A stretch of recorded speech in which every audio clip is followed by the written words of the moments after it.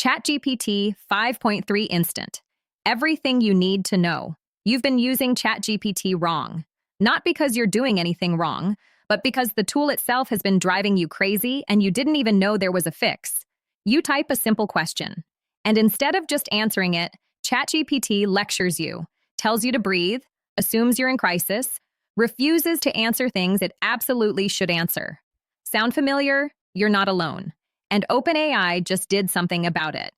Hey, I'm Christina, your AI educator, and in this video, I'm breaking down everything you need to know about the brand new GPT 5.3 instant update that just dropped on March 3rd, 2026. What changed, why it matters, what's actually better now, and what's coming next? Because there's a big hint about the next update you'll want to hear about. Stick around because I'm covering all of it. So let's start with why this update even exists. Because if you've been using ChatGPT over the last few months, you've probably noticed something frustrating. You ask a normal question and the model responds like you just told it your life is falling apart. Things like stop, take a breath, or long disclaimers before answering something completely reasonable, or refusing to help with something totally safe. It got so bad that people were canceling paid subscriptions. There were huge threads on Reddit about it. Users felt like the model was treating them like they couldn't handle information. It felt condescending, and it broke the whole flow of using the tool.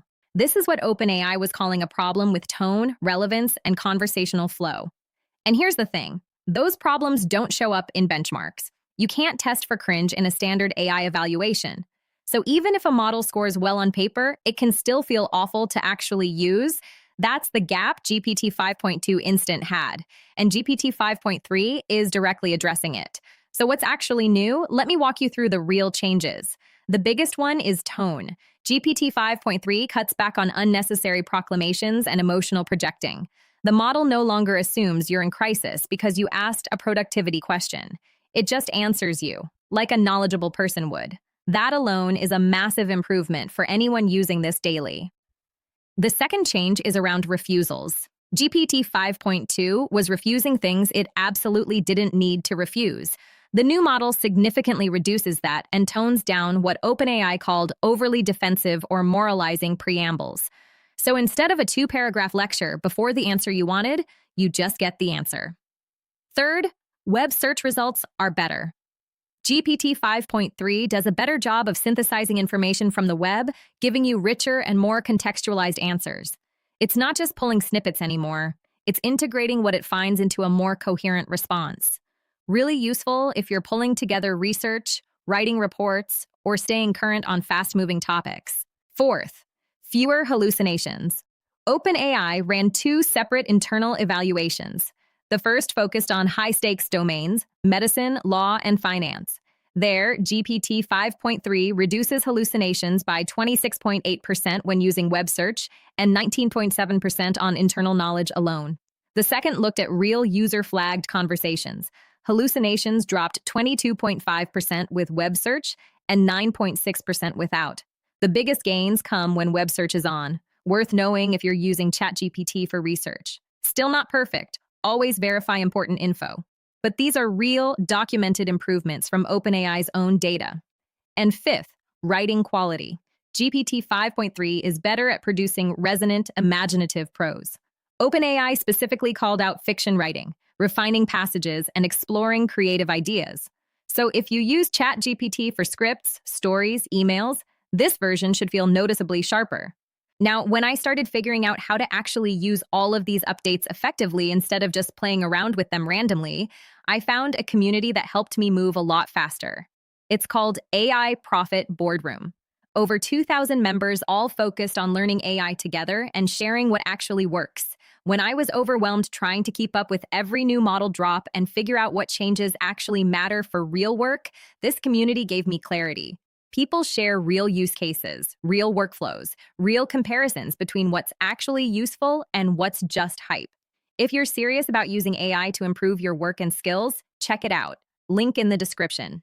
Okay, back to GPT 5.3. Let's talk about availability. GPT 5.3 Instant is already rolling out to all ChatGPT users right now, free users included. You don't have to do anything special. Next time you open ChatGPT, it should be there. For developers, it's available in the API under the name GPT 5.3 Chat Latest. If you're on a paid plan and still want the old model, GPT 5.2 Instant will stay available as a legacy option until June 3rd, 2026, before it gets retired. One important thing to know, this update is specifically to the Instant model, the everyday conversational version most people use. The Thinking and Pro versions haven't been updated to 5.3 yet. OpenAI said those are coming soon, so if you're a heavy Pro user, stay tuned. And here's something interesting. Barely an hour after releasing GPT 5.3, OpenAI posted on X, just 4 words. 5.4 sooner than you think. That's intentional. References to GPT 5.4 had already started appearing in their code repository and even briefly in the model selector before 5.3 was officially announced. We don't know what 5.4 will bring yet, but updates that used to take months are now coming in weeks. I'll be covering it the moment we have real information. Subscribe so you don't miss that. One thing I want to add here that I think gets overlooked, the tone and refusal changes aren't just quality of life improvements, they actually change what you can use ChatGPT for. A lot of people have built workarounds, extra prompt engineering, jailbreak-style phrasing, just to get normal answers out of the model. You shouldn't have to do that. And with 5.3, a lot of that friction is gone. You can write more direct prompts. You can ask follow-up questions without the model resetting its whole personality. You can get into a real back and forth without it suddenly becoming a therapist halfway through. That makes a real difference for anyone using this tool seriously for work. The personality consistency piece is also worth highlighting. OpenAI has been pretty open about the fact that past updates accidentally broke the model's character. Users would notice the same ChatGPT they used one week felt completely different the next, swinging between overly cautious and overly agreeable. GPT 5.3 was specifically engineered to hold a consistent identity across conversations and across updates. That's not a small thing when you're trying to build reliable workflows around it. So practically, what should you actually do with all of this? First, try the tasks you gave up on. If you stopped asking ChatGPT certain things because it kept refusing or getting weird, try again. The unnecessary refusals have been significantly reduced. Second, turn on web search for research. The hallucination improvements are biggest when search is active. Don't just rely on internal knowledge for anything important. Ask it to search and synthesize. Third, use it for writing. Give it a specific style, a specific tone, a passage to refine. The creative writing improvements are real and worth testing. And fourth, appreciate the consistency. GPT 5.3 was built to feel stable across conversations, less of that unpredictable weirdness where it feels like a completely different tool depending on the day. That matters when you're building workflows around it. Here's the bigger picture. What GPT 5.3 represents isn't just a bug fix. It's OpenAI responding directly to what users complained about. The fact that they explicitly talked about reducing the cringe in their own announcement shows they're paying attention to the human experience of using the product, not just benchmark scores. And the models that win long-term won't just be the most technically capable, they'll be the ones that are genuinely pleasant and useful to work with every single day. If you want to dive deeper into AI tools and actually implement them in your work, I recommend AI Profit Boardroom. Over 2,000 people learning how to use AI effectively. Everyone shares real experiences. What's working? What's not? Which tools are worth your time? Which ones to skip? No hype. Just solid information and practical guidance from people doing the work. It's helped me stay on top of updates and figure out how to actually apply them. Link in description if you want to check it out. And if you want the full process, SOPs, and over 100 AI use cases like this one, join the AI Success Lab.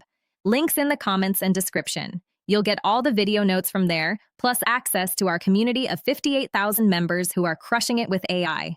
If you found this helpful, hit like, subscribe, and I'll see you in the next one.